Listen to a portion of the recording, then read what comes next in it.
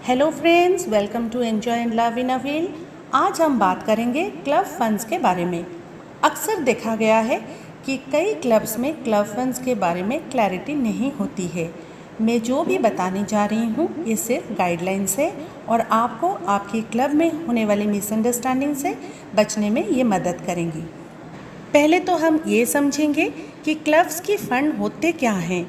Club का नई साल का मेंबरशिप फीस या पैसा, पुराने साल का बचा हुआ पैसा, सभी तरह के फिक्स डिपॉजिट्स और उन पर मिलने वाले ब्याज, डोनेशंस मेंबर द्वारा या किसी बाहरी व्यक्ति द्वारा दिया गया यानी क्लब अकाउंट और चैरिटी अकाउंट का संपूर्ण धन और किसी भी तरह की नगद पैसा यानी कैश इन हैंड क्लब्स के फंड होते हैं।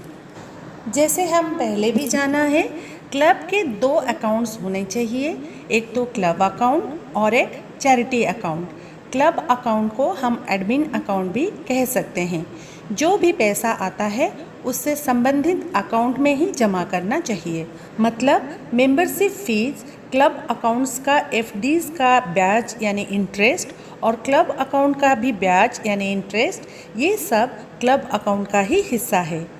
और मेंबर्स द्वारा दिया गया डोनेशंस, रिश्तेदारों, मित्रों और शुभचिंतकों द्वारा दिया गया किसी भी तरह का डोनेशन, चैरिटी अकाउंट का ब्याज, चैरिटी अकाउंट्स के फिक्स डिपॉजिट्स अगर होता है तो, और उनका ब्याज, फंडरेजर जो हम चैरिटी के लिए करते हैं, ये सब का सब चैरिटी अकाउंट का हिस्सा है।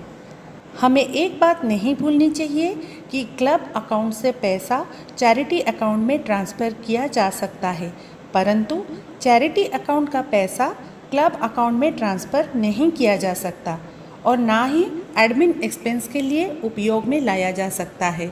इन दोनों अकाउंट्स की कोई भी इनकम एक्सपेंडिचर, कैश संभालने की, हिसाब किताब रखने की, क्लब में पैसा स्वीकारने की और बजट में यानी क्लब में समय समय पर सैंक्शन लेकर पेमेंट करने की जिम्मेदारी क्लब ट्रेजरर की ही होती है।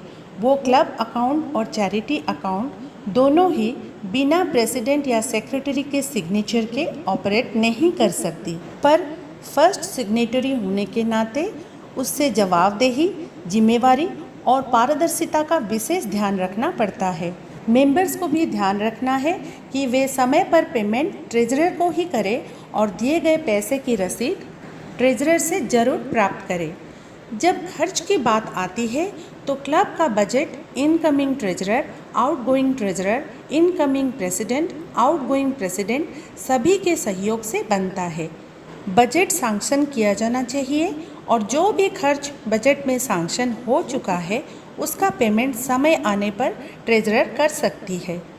कुछ चीज़ें जिनका बजट नहीं किया गया है या कुछ आकस्मिक खर्चे अगर आ जाते हैं तो उसे मीटिंग में सैंक्शन करके ही पेमेंट करना चाहिए। इवन जो प्रोजेक्ट्स के लिए हम पैसे देते हैं उनको भी हमें कभी भी सैंक्शन करके ही देना चाहिए। अगर चेक दे रहे हैं तो अति उत्तम, और अगर कैश दे रहे हैं तो वाउचर ज़रूर साइन करना चाहिए।